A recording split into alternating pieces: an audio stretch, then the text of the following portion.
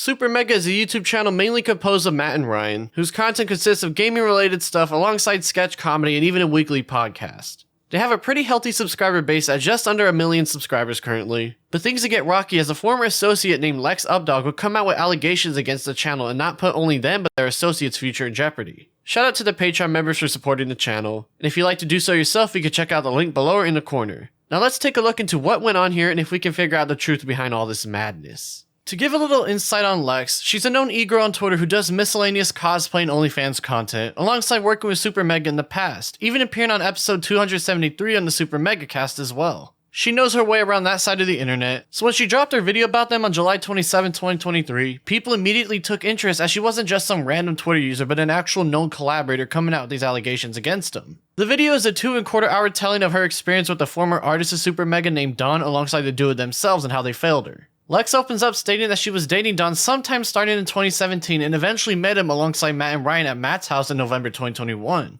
She would then go on to claim that when going to bed on the first night together that Don sexually assaulted her and she had to push him away to get him to stop. The first night, that I had met him as a boyfriend after all that and not really being that close with him. The first night that we say goodnight to everyone else at Matt's house, I think it was just Matt at this point. Don sexually assaulted me. He physically was forcing me, attempting to physically force me to give him oral. And the only reason why it didn't work was because I physically pushed him away multiple times. She would go on to say that she had no idea what to do afterwards or whether or not to call the police. Also stating that Don was choking her sexually but that she didn't like it, but also saying that she didn't say anything because she feared he wouldn't listen to her at all. He choked me on my windpipe.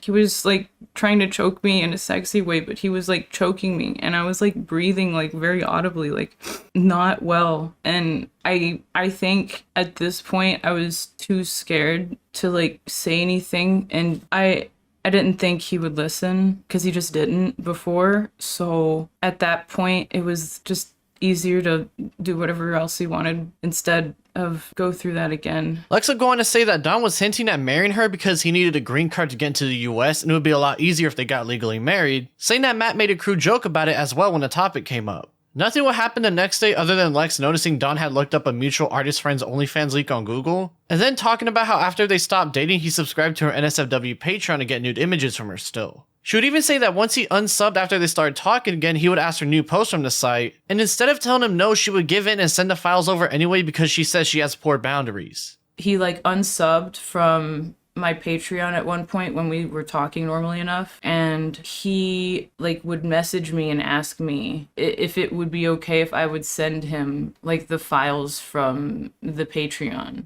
And I would be like, you mean the old ones that you're sub to? And he was like, no, new ones, or all of them. I didn't want to, but my boundaries were so poor, I said, yeah, anyway. She would go on to talk about the psychological event Fight, Flight, Freeze, or Fawn, in which she says that she's a fawn, which basically means to shut down and give in to people rather than set a boundary, which gives a lot of insight to her and her identity and how she carries herself. You know how there's fight, flight, or fawn? I think I did fawn. I'm looking this up. I don't want to fuck this up. Fawn, people pleaser, lack of identity, no boundaries, overwhelmed, codependent. Yep. So I was doing that over time. Lex would go on to talk about a lot of unrelated stuff before getting into another situation she had where she finally got to talk to Don one-on-one again after Creator Clash 2022 about what he did to her. During that talk, she would say that his response made her feel strange about it all. You remember the first night? When you were pushing my head down and I was telling you no? Yes, he says, basically. He didn't dispute anything that I said, he was just saying yes. And I was like, you know that's sexual assault, right? You can't do that to people. So I say all this and he says, so does that mean you're breaking up with me? And I was like, what? Yeah. To me it was yeah, no. And that out of everything I said was both the shortest response I had to say, or the shortest thing I had to say to him, and the most devastating. We're on a sidewalk, we're walking, and I'm like, no, I don't want to be with you. And he stops directly under the streetlight and does this for a minute in front of me. I don't know. it felt so performative. And maybe he was actually sad. I'm sure he was bummed out at least, but I don't know. That it was so surreal. We would find out that Matt invited Dawn to stay at his house, in which she realized she had to finally tell him about what happened between the two of them. So she would call Ryan and tell him about everything. Calling with Ryan made me feel even better because he immediately apologized and was like, I'm so sorry that happened. So I hadn't gotten many reactions at all so far, so this was at this point a good one. He went into detail just saying like, you know, what he did was wrong and he deserves, you know, to be held accountable for what he did. Stuff that you generally would want to hear, I think. I felt a lot better after I talked to him. She would then go on to say that when she called Matt 2 days later that his reaction felt off and callous to her. And then he says something insane that he would go on to repeat all summer to multiple people. He said to me after I told him about his friend that sexually assaulted me, his friend and employee, he said, SuperMega's my magnum opus, and I would hate for something to mess it up. He said that multiple times. I remember I was sitting on like the curb of the parking lot of where I was staying at the time outside, just like staring, because I never in a million years would have expected Matt, my friend Matt, to say something like that to me. She would then say that Matt and Ryan had a talk with Dawn, but that to her it wasn't good enough because she felt they only had a basic surface level talk rather than get anywhere substantial with him.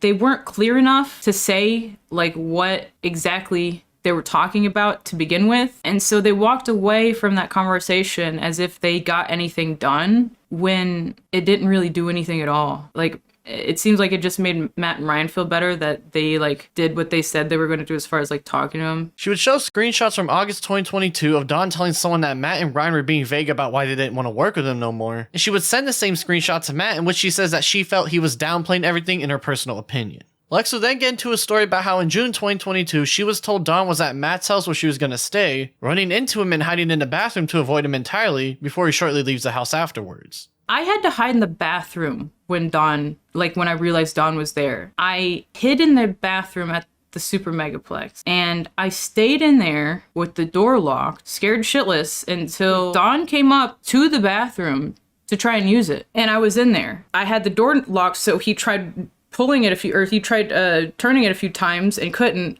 and he knocked and he said hello, and I didn't answer. I was too scared to say anything. I didn't know what the fuck to say.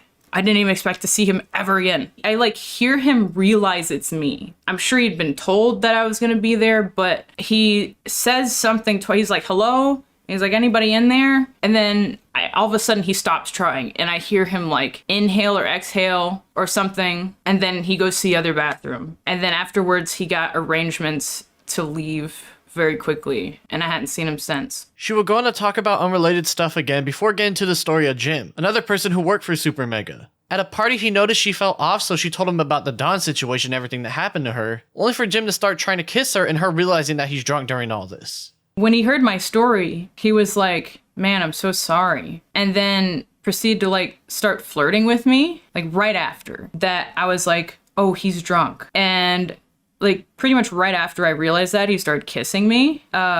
If you've ever seen a picture of Jim, he's a really tall guy.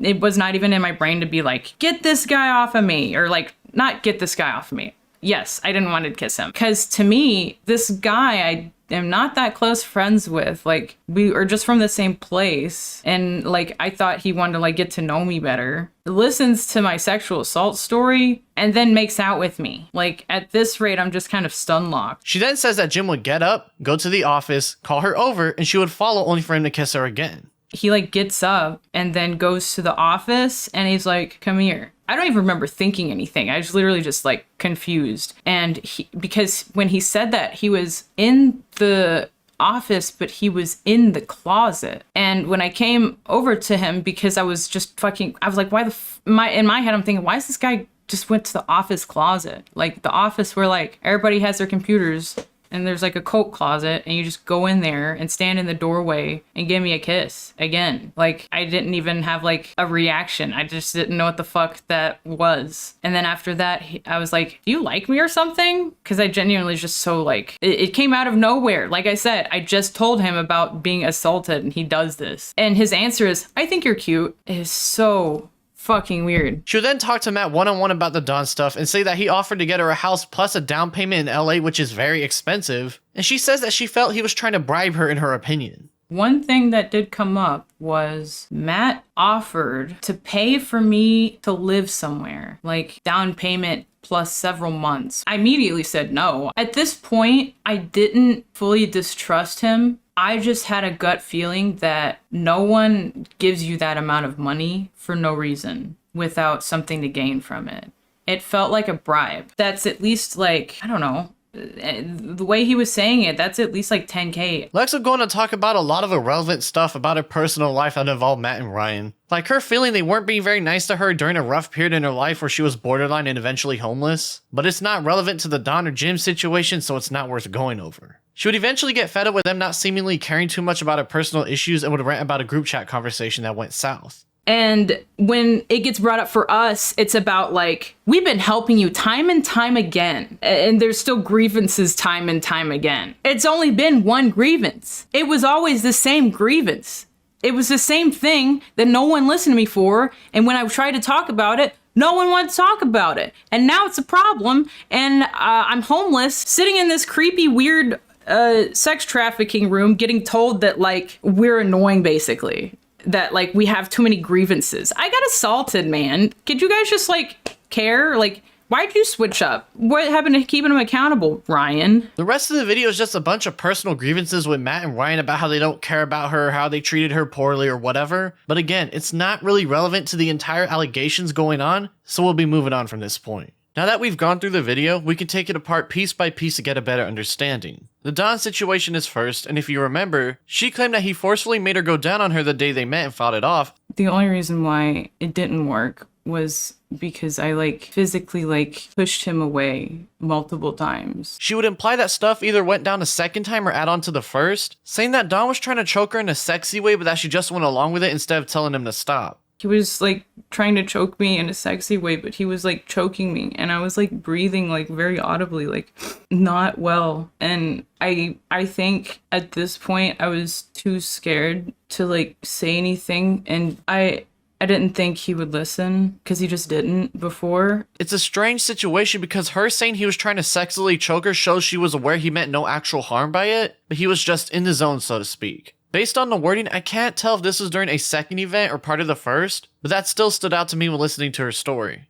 Don would come out and give his side to the story on Twitter, and he would say that they were intimate since day one and it was actually the third day when the situation happened. He would ask for oral but she would say no, again asking later only for her to say yes this time, saying he put his hand on her head and she said he was being too rough, in which they stopped and went on to watch TV and sleep. From Don's point of view, it seemed he was under the impression things were alright between them, but from Lex's point of view he was being pushy and forced into performing acts. Whether he forced her or not, we will never know for certain, but he does admit to asking more than once, and whatever transpired during the second time asking clearly gave each of them different signals. There's no way to make a proper conclusion to this because their tellings of the story are vastly different, but it's clear someone here is either lying to the people, or at the very least is unintentionally misinterpreting a very awkward intimate situation. Whatever truly went down between Lex and Don we will never be able to figure out, but whatever happened indeed shook Lex to her core as it was a catalyst for the rest of the situations in her video, so make of that what you will. The Jim situation was the other one, as Lex said she told him about the Don stuff only for him to start flirting and kissing her and her realizing that he's drunk. That I was like, oh, he's drunk. And like pretty much right after I realized that, he started kissing me. It was not even in my brain to be like, get this guy off of me, or like, not get this guy off of me. Yes, I didn't want to kiss him. She would then follow him into the office closet and they would kiss again. He like gets up and then goes to the office and he's like, come here. And when I came over to him, because I was just I was like, why in my head, I'm thinking, why is this guy just went to the office closet, go in there and stand in the doorway and give me a kiss again? Like, I didn't even have like a reaction. I just didn't know what the fuck that was. If you notice throughout her explanation, not only does she not make it clear to Jim that she was uncomfortable with his advances, she proceeded to follow him into the closet, which to a drunk man seems like she's reciprocating the same idea. Hence the second kiss and not getting a negative reaction from her during that either. Sure, it's definitely weird that Jim was hitting on her after hearing about this deeply personal story about her experience with Dawn, but in no way was he ever able to know she felt awkward about it because she never made it clear to him at any point in time when they were talking or kissing. Jim doesn't know what's going on inside Lex's head, and she had the responsibility to tell him to stop or that she wasn't feeling the same kind of chemistry, so to use this story to villainize him as some sort of pervert is irresponsible and, dare I say, malicious. I don't know if any of y'all have ever opened up about a very personal thing with someone else, but when that happens, sometimes people start to feel a connection between one another.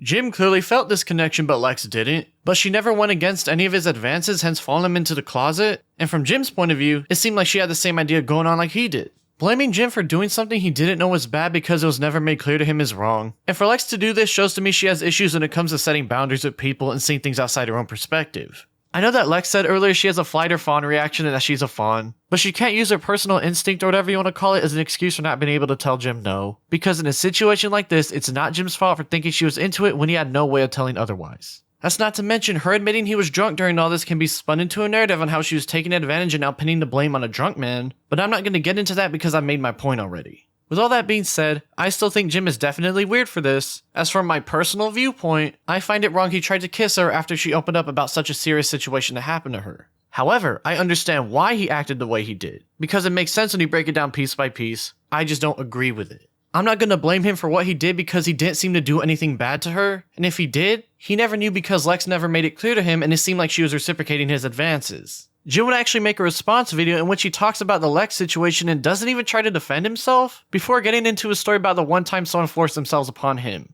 I feel bad for his situation because it indeed sounded bad, but to have that as part of the response was really weird and showed that he didn't think any of this through when recording the video. I also don't understand why he didn't try to defend himself at all when he clearly has a rational reason to, which again leads me to believe he acted way too soon on emotion when he should have thought things out better and provided a less ranty and more solid overall response. He's definitely a weird dude and I don't like the way he handled his response at all, but I'm not going to trash on him for handling stuff poorly when his situation with Lex has rational defenses in his favor that needed to be brought up. Lex had the responsibility to make it clear to Jim she wasn't reciprocating his feelings and she didn't, so for Jim to face the fallout due to Lex's inaction is a simply unfair way to go about handling the subject. The second half of Lex's video is mainly just a giant rant about how her and her friend Rav were having homelessness issues and Matt and Ryan weren't being good friends or something. I'm gonna be honest, it's not relevant to the Don or Jim stuff at all. It sounded more like Lex just airing out her personal grievances with the guys. I don't know why she has this feeling that Matt and Ryan need to coddle her even though they already dealt with Don, and to be frank, it comes off as extremely entitled and immature.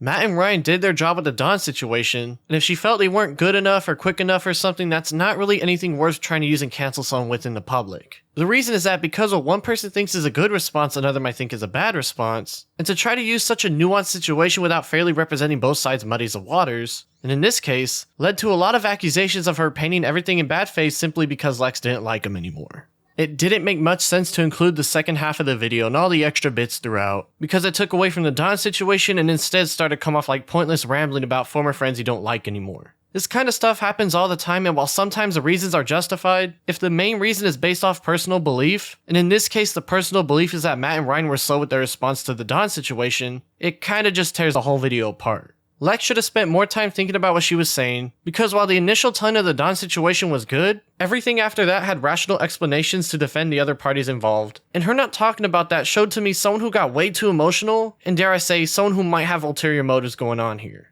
Matt and Ryan would both respond to the accusations rather quickly just a few days later on July 31st. Ryan would be first and explain that they had a talk with Don about what happened, but that both he and Matt did indeed take a long time to handle the situation when they should have done it a lot quicker. Unfortunately, my words ended up ringing hollow as Matt and I continuously tiptoed around the subject. We didn't expect this from Don. Nobody expects their friend to do something this serious to another friend. We selfishly waited until we felt comfortable to have this discussion with Don instead of having the victim's back immediately. He would go on to explain that they cut off contact with Don thereafter, but that they did indeed let Lex down with their handling being poor. Also saying that now learning how to handle a situation like this, in hindsight, that they would do a lot better were it to happen again. We were to do it right. We would have, from the get-go, fired Don immediately.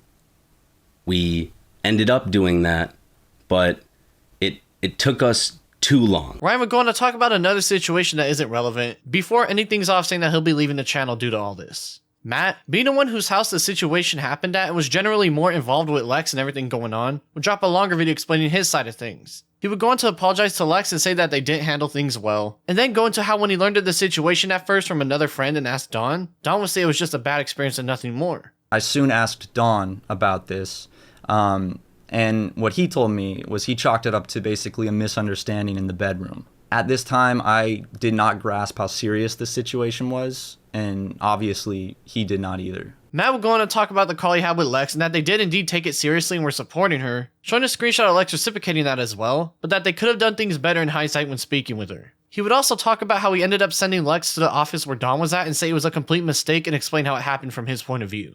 I had been fed up with Dawn staying with me, especially after hearing what Lex had told me, and Lex had not arrived in town yet. At the time, I also had 2 or 3 people staying with me on top of Dawn, and I felt really overwhelmed. I had a lot going on in my personal life at the time that was stressing me out, and I felt overwhelmed, and I sent Dawn to go stay with Rab at the office. I made a mistake where I forgot that I had previously told Lex that she could stay there, and I sent Dawn there to get out of my house. I never intended for them to come in contact with each other. As soon as I realized my mistake, I told Dawn he had to leave the office. And for a little more context, here is me having a discussion with Rav where I'm realizing my mistake.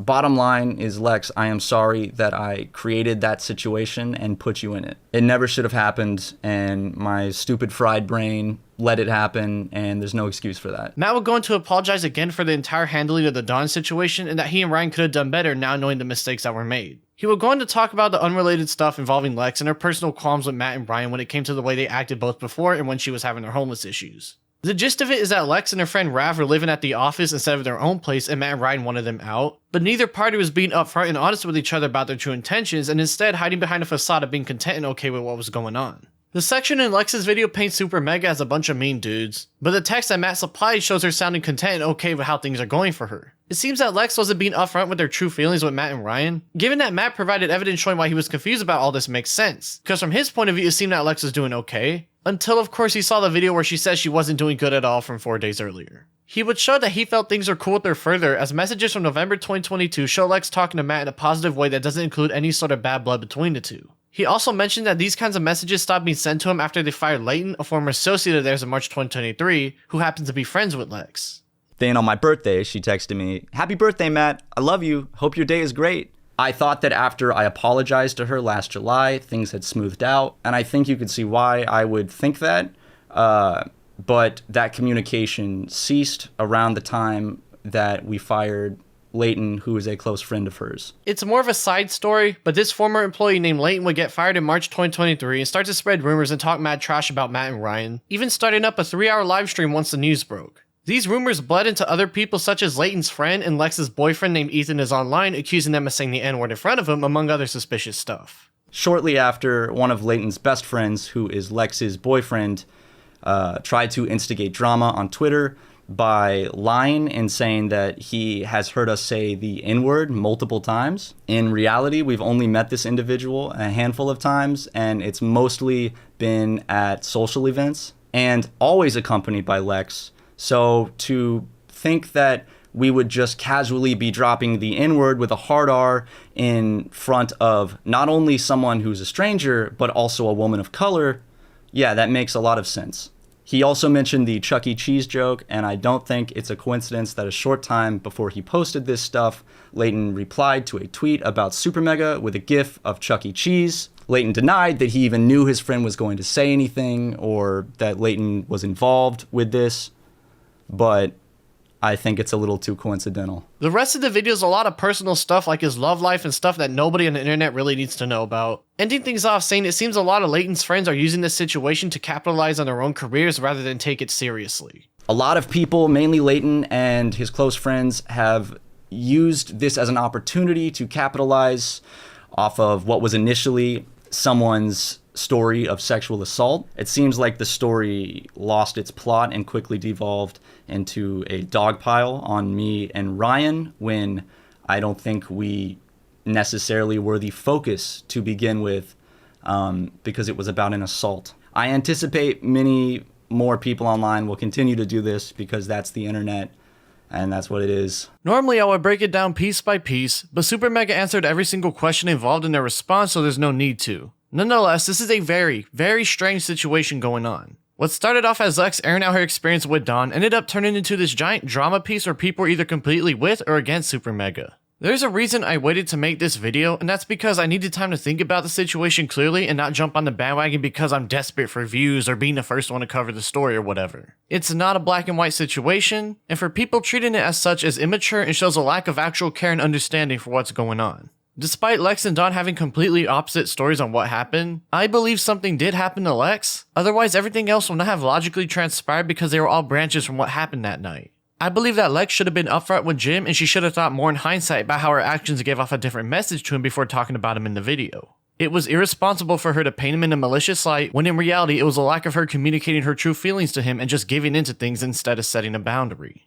I think she needs to talk it out with him and make a public apology, but I can't control what choice she makes, so it is what it is. It's obvious that Matt and Ryan regret how they handled the situation with Don after they learned of what he did, but to automatically act like you could have done better or what you might have done in the same situation would have been smarter is a very narrow way of looking at things. They've both shown they had no ill intentions throughout and admitted it was just poor handling on their end, and since then have learned how to handle a situation like this better were it to ever happen again. The people who immediately raise their pitchforks against them are just a typical fare using hate to fuel their fragile egos or internet careers. Because when breaking it down piece by piece, Matt and Ryan didn't do anything wrong to Lex, they were just simply inexperienced at handling the situation that was put on their radar.